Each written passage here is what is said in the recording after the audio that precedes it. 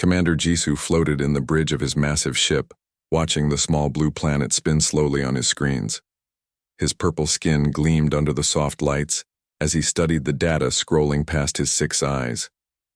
Earth looked perfect for what the Zephyrian collective needed, a dying world with stupid creatures who barely knew how to use fire. "Look at this pathetic place," he said to his second-in-command, Navigator Kex. Her long tentacles danced over the control panels as she pulled up more information about the third planet from the yellow star. 8 billion primitive animals, Kex reported, her voice filled with disgust. They still burn dead plants for energy. They fight each other with metal sticks that shoot tiny projectiles. "Commander, my younglings have better weapons than these creatures." Jisoo laughed, a sound like grinding metal. The Zephyrians had conquered 47 worlds in the last century. Most gave up without a fight once they saw the size of the collective's war fleet. Others tried to resist but fell within days. Earth would be even easier.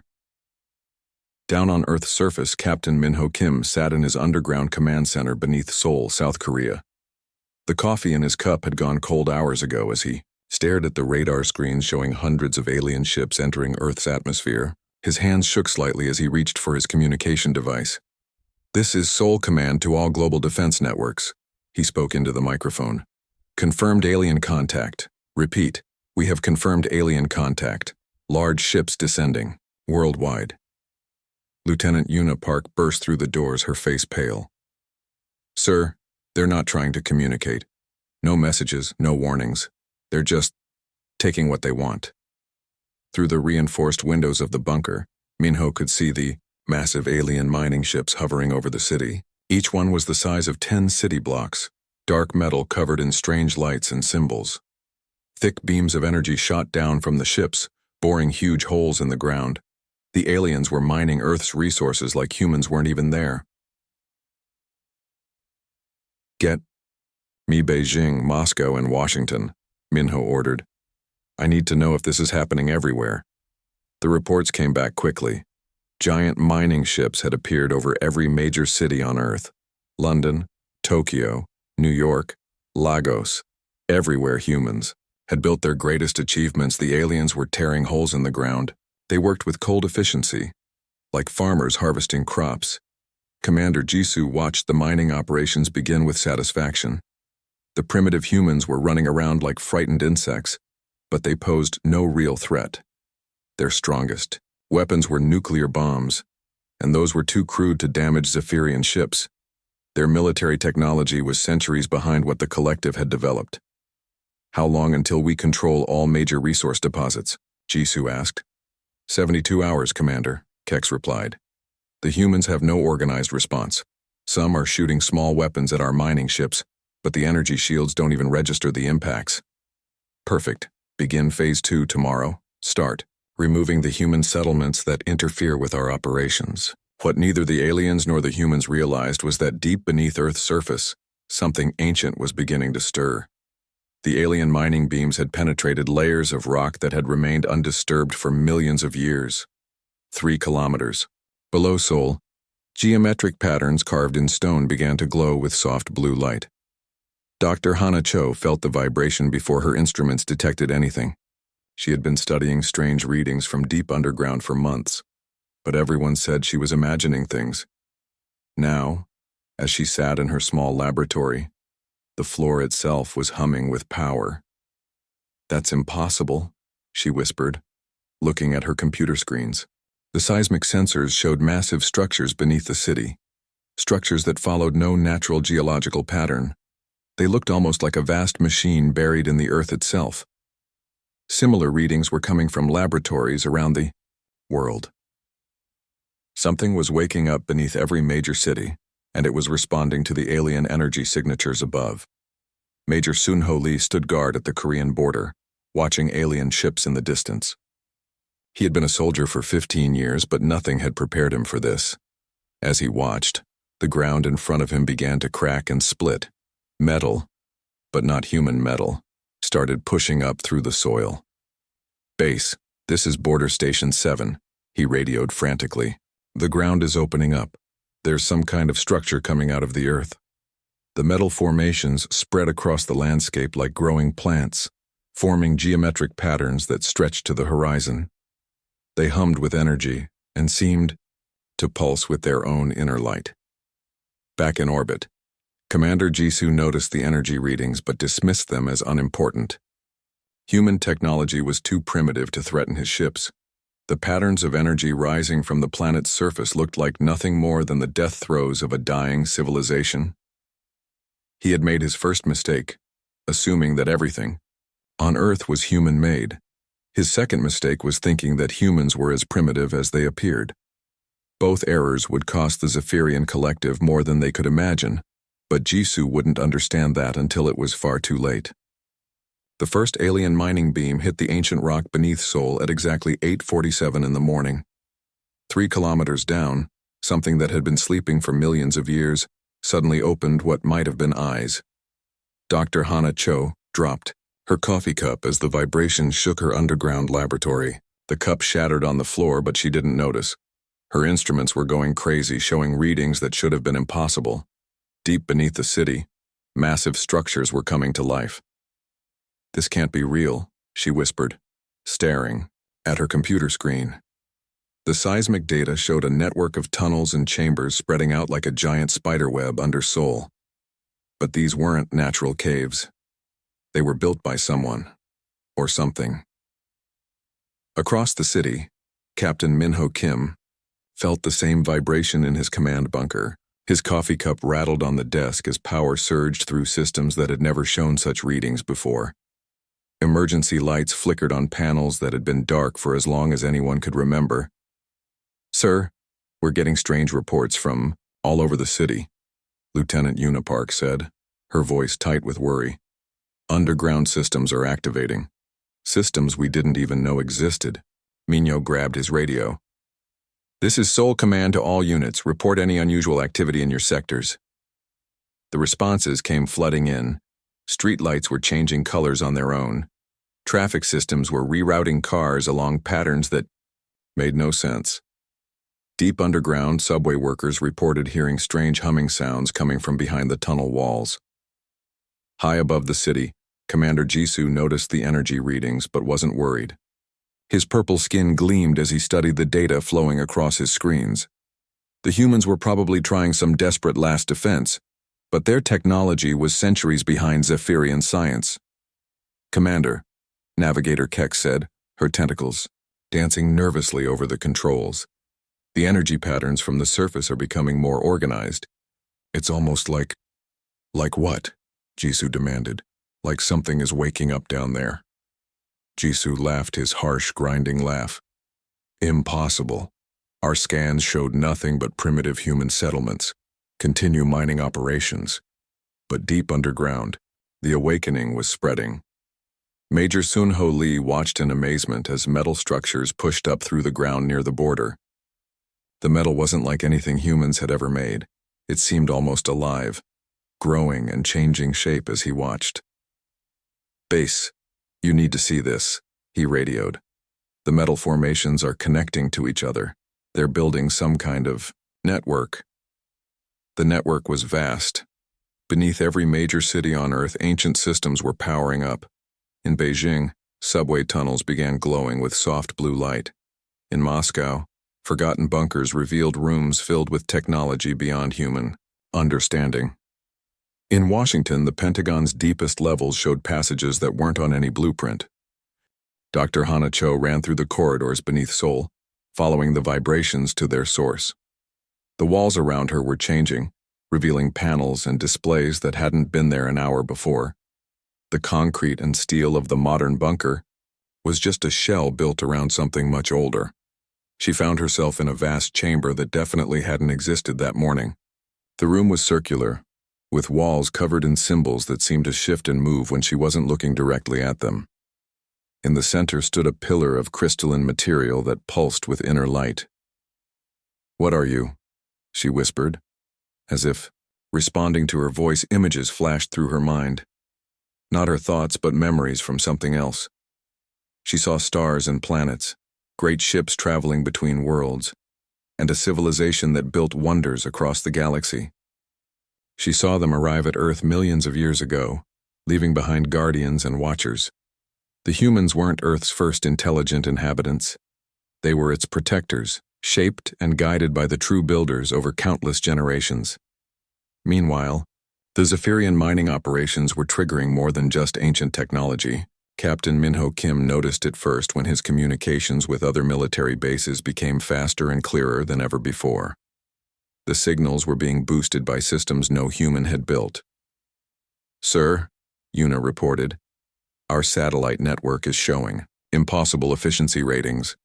It's like something is helping our signals travel faster."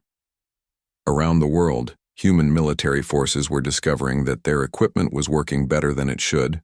Radar systems were tracking alien ships with perfect accuracy. Communication networks were operating without any delays. Weapons were targeting with precision that exceeded their design specifications. The humans were adapting faster than they should have been able to. Every encounter with Zephyrian forces taught them something new, and somehow that knowledge was being shared instantly across all human military networks. Commander Jisoo received his first real surprise when a squadron of his ground assault craft was destroyed by human fighters. The humans had used tactics that shouldn't have been possible, with their primitive technology. "How did they coordinate that attack?" he demanded. "Their communication systems are too slow for such precision." Navigator Kex's tentacles trembled as she studied the battle data. "Commander, they're learning from every engagement. Each time we fight them, they get better. It's like they're sharing information instantly across their entire planet." For the first time since arriving at Earth, Jisoo felt a flicker of concern, but he pushed the feeling aside. No matter how quickly the humans adapted, they were still centuries behind Zephyrian science. He had no idea that human civilization had been guided for millennia by forces that understood war better than any species in the galaxy. The ocean near Busan began to bubble and churn like boiling water. Captain Jihoon Nam stood on the bridge of his warship, watching his sonar screens with growing fear. Something huge was rising from the deepest parts of the sea, something bigger than any whale or submarine ever built. "Sir, contact is 3 kilometers long and still rising," reported Ensign Yoonji Kim, her voice shaking. "It's not matching any known vessel type." Jihoon grabbed his binoculars and looked out at the dark water. What he saw made his hands tremble. A massive shape was breaking through the surface, but it wasn't made of metal like human ships. It looked alive, with smooth skin that glowed with soft blue light. Strange patterns moved across its surface like veins carrying light instead of blood. "What in heaven's name is that thing?" Jihoon whispered. The creature was beautiful and terrifying at the same time. It was shaped like a giant manta ray but the size of an aircraft carrier. Crystalline spines ran along its back, and its eyes were pools of silver light that seemed to look right through him. As it fully emerged from the water, smaller versions began surfacing around it. Back on land, Seoul was transforming before everyone's eyes. Dr. Hanacho stood in the middle of what had been her small laboratory that morning. Now she was in a vast chamber filled with technology that seemed to grow from the walls themselves. The concrete and steel of the human building had been revealed as just a thin shell around something much more amazing. "The buildings," she gasped, looking up through what had once been a solid ceiling. Above her, the skyscrapers of Seoul were changing shape. Glass and steel were shifting and flowing like liquid, revealing their true nature as living machines. Throughout the city, structures that humans had built were showing their real purpose. The subway system reorganized itself into perfect geometric patterns. Streets realigned to channel energy through the city like blood through veins. Even the Han River began to glow as ancient systems beneath its bed came online. Captain Minho Kim found himself in the central command chamber, surrounded by displays that responded to his thoughts. Information flowed through his mind, not his own knowledge but memories left behind by the original builders of these systems. "The architects," he said aloud, understanding flooding through him. "They came to Earth millions of years ago. They prepared this world as a fortress." The knowledge kept coming. The architects had traveled between stars when Earth was still young. They had found this planet perfect for their purposes and had seeded it with guardian systems. But they hadn't just built machines. They had shaped the evolution of life itself. Humans weren't just random creatures who had developed intelligence. They were the result of millions of years of careful guidance, bred to be the perfect guardians for this world. Every war, every technological advancement, every step forward in human development had been subtly influenced to create the ideal protectors. Across the globe, humans were discovering abilities they never knew they possessed. Pilot Kyung-soo climbed into his fighter jet for what should have been a suicide mission against the alien ships. But as soon as he settled into the cockpit, something changed. His reflexes became faster than humanly possible. His eyes could track targets, moving at impossible speeds. The aircraft itself seemed to respond to his thoughts. "Control, this is Lightning 1, he radioed. "I'm reading systems that aren't on any manual. My targeting computer is showing things that shouldn't be there." "Confirmed, Lightning 1. All aircraft are reporting enhanced capabilities. Proceed with mission."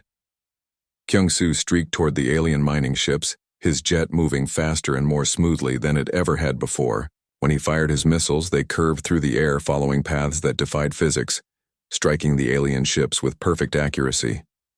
On the ground, soldier Minji Yang found herself able to interface directly with weapon systems just by touching them. When she placed her hand on a tank's armor, she could feel its power flowing through her body. She knew exactly where to aim, exactly when to fire, as if the machine was part of her own body. "How is this possible?" she asked her commanding officer. "I don't know," Major Sun-Ho Lee replied. "But every soldier in our unit is reporting the same thing. We're stronger, faster, and more accurate than we've ever been." The changes weren't just physical. Human military networks were operating with impossible efficiency. Commands traveled instantly across continents. Strategies developed on one battlefield were immediately available to forces on the other side of the world. It was as if every human soldier had become part of a single, vast mind. Commander Jisoo watched from orbit as his ground forces were systematically destroyed by humans who should have been helpless against Zephyrian technology.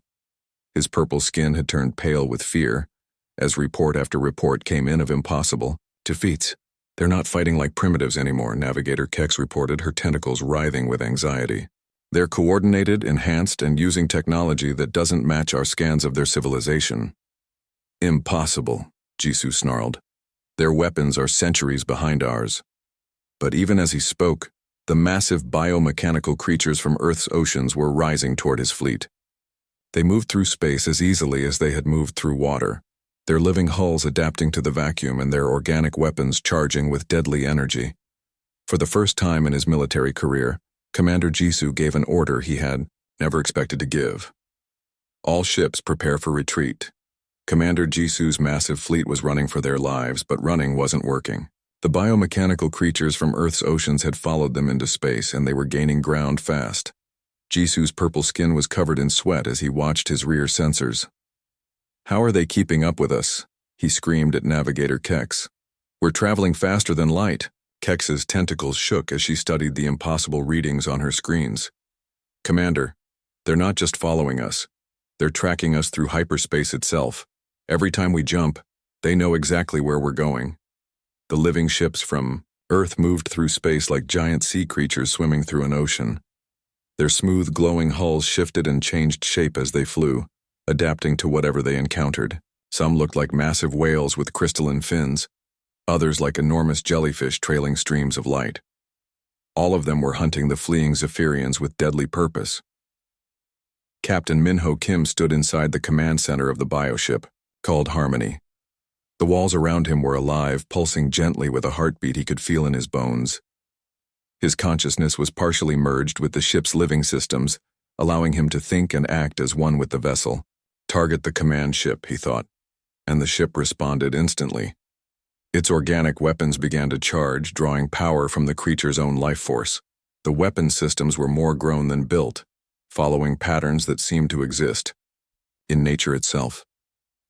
The chase had been going on for 3 days now. What started as a Zephyrian invasion had become a desperate flight across the galaxy. Every time the aliens thought they had escaped, the Earth ships would appear behind them, emerging, from hyperspace with impossible accuracy. Pilot Kyung-Soo-an flew his fighter alongside the larger bioships. His aircraft had been transformed by the same technology that was changing everything else on Earth. The metal hull now had veins of living material running through it, and the engines used energy sources that human science couldn't explain. "This is incredible," he radioed to his squadron. "I can feel the ship thinking with me.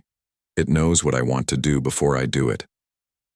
The Earth ships weren't just following the Zephyrians, they were learning from them. Every time the aliens tried a new escape route or defensive tactic, the bioships adapted. They were evolving in real time, becoming more efficient hunters with each passing hour.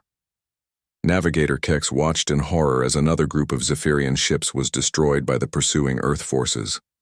The bioships had surrounded them like a pack of wolves, cutting off all escape routes before striking with devastating precision. "They're not just fighting us," she reported to Commander Jisoo. "They're studying us, learning everything about our technology and using it against us." The truth was even more frightening. The bioships were doing more than just studying Zephyrian technology. They were incorporating it into themselves. When they destroyed an alien vessel, they absorbed its materials and knowledge, becoming stronger and smarter with each victory. Captain Ji-hoon Nam commanded one of the smaller bioships, a sleek creature that looked like a cross between a shark and a spaceship. He had volunteered for the mission despite not understanding how he could survive in space. The ship's living systems had adapted his body, allowing him to breathe and function in the vacuum between stars. "Contact ahead," he reported to the fleet. 3 Zephyrian cruisers trying to reach their home system. The alien ships were moving as fast as their engines could carry them, but they might as well have been standing still. The bioships moved through space like living missiles, their organic hulls rippling with power as they closed in on their prey. Commander Jisoo's command ship was one of the few vessels still trying to escape. He had started the invasion with over 200 ships.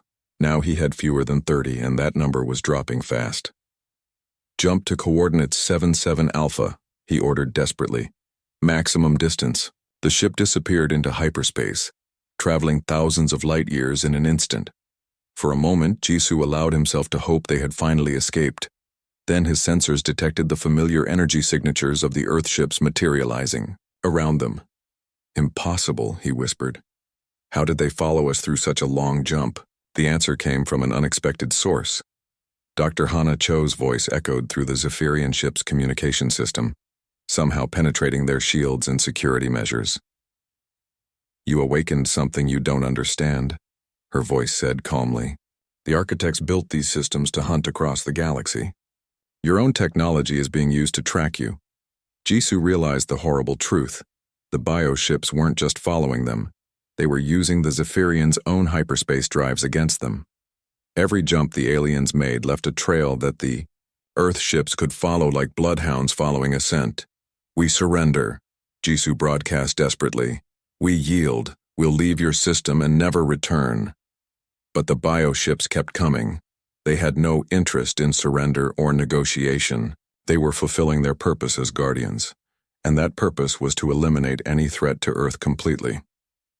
Navigator Kex looked at her commander with fear in all 6 of her eyes.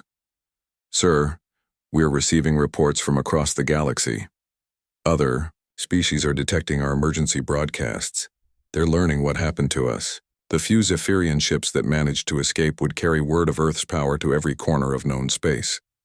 The blue planet that had seemed so helpless was now the most feared world in the galaxy." Navigator Kex stood before the High Council of the Zephyrian Collective, her tentacles trembling as she delivered her report. Only 12 ships had survived the disaster at Earth. 12 ships out of over 200 that had attempted the invasion. "The blue world was not what our scans indicated," she said, her voice barely above a whisper. "It was a trap. A fortress, world left by an ancient civilization called the Architects." The council members shifted uneasily in their seats. The Zephyrians had conquered dozens of worlds without losing more than a handful of ships. The idea that a primitive planet could destroy an entire fleet seemed impossible. "You're telling us that primitive humans defeated our most advanced battle group?" Council Leader Vorth demanded, his scaled face showing disbelief. "Not just humans," Kex replied. The humans are guardians. The planet itself is a weapon system that has been sleeping for millions of years. We woke it up. Word of the disaster spread quickly through the galactic communication networks. Species that had never heard of Earth suddenly knew to avoid the third planet of the yellow star at all costs. Trading routes were changed. Exploration missions were canceled. The small blue world became the most feared location in known space. But the warning came too late for everyone. Dr. Hana Cho stood in the transformed command center beneath Seoul, now revealed as a vast crystalline chamber that stretched deep into the Earth. Through her connection to the architect systems, she could sense other guardian worlds awakening across the galaxy. Earth wasn't alone.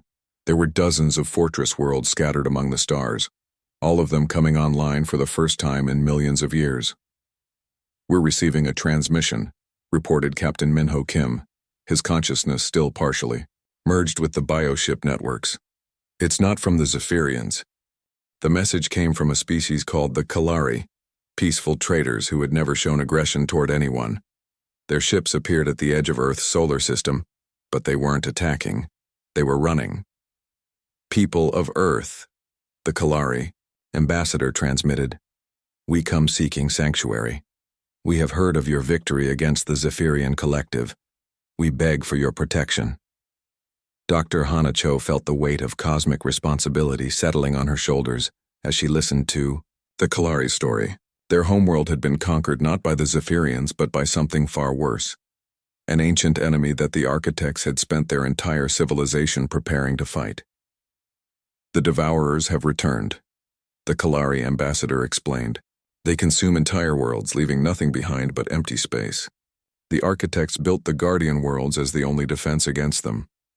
Through her connection to the ancient systems, Hana began to understand the true scope of what was happening. The architects hadn't just been explorers or colonizers.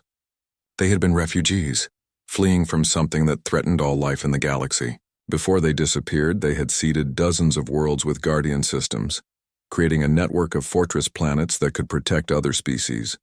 Earth had been chosen not because it was unimportant, but because it was perfect. The architects had guided human evolution for millions of years, shaping humanity into the ideal guardians for their technology. Every war, every advancement, every step forward in human development had been preparing for this moment. Captain Ji-hoon Nam patrolled the outer edges of the solar system in his bioship, his enhanced senses detecting subtle changes in space itself. Something vast was moving in the darkness between stars, something that made the Zephyrian fleet look like a collection of toys. "Command, this is Patrol Unit 7, he reported. "I'm detecting massive gravitational distortions in Sector 12. Whatever's out there, it's bigger than anything we've faced before." The Devourers weren't just another alien species. They were something that had existed since the early days of the galaxy, consuming worlds and civilizations like a cosmic plague. The architects had been the most advanced species in galactic history, and even they had been forced to flee rather than fight directly. More refugee ships began arriving at Earth's borders. The Tuvari, master engineers who had built wonders across 100 worlds. The Nexus, a hive mind species that had achieved perfect harmony among billions of individuals. The Corvin, ancient warriors who had never lost a battle until they encountered the Devourers. All of them came to Earth seeking the protection of the Guardian systems. Dr. Hana Cho found herself serving as humanity's voice in a growing galactic alliance. Through the architect technology, she could communicate instantly with Guardian worlds across the galaxy. Each planet was awakening, each one preparing for a war that had been postponed for millions of years. "They're almost here, Captain," Minho Kim reported from his bioship command center. "The Devourers have found our location." All Guardian worlds are reporting the same thing, massive contacts moving through deep space. The irony wasn't lost on anyone. The Zephyrians had come to Earth expecting an easy conquest, but their invasion had awakened the planet's true purpose. In trying to destroy humanity, they had accidentally prepared the galaxy's only hope for survival. Earth, the small blue world that had seemed so vulnerable, now stood as the coordinator of a galactic defense network. Refugee species sought shelter in its protective sphere, while human bioships patrolled space lanes that stretched across multiple star systems. Humanity had become the guardians of the galaxy itself, standing watch against something that had once forced the most advanced civilization in history to desperate measures. The real war was just beginning, and Earth would be at the center of it all.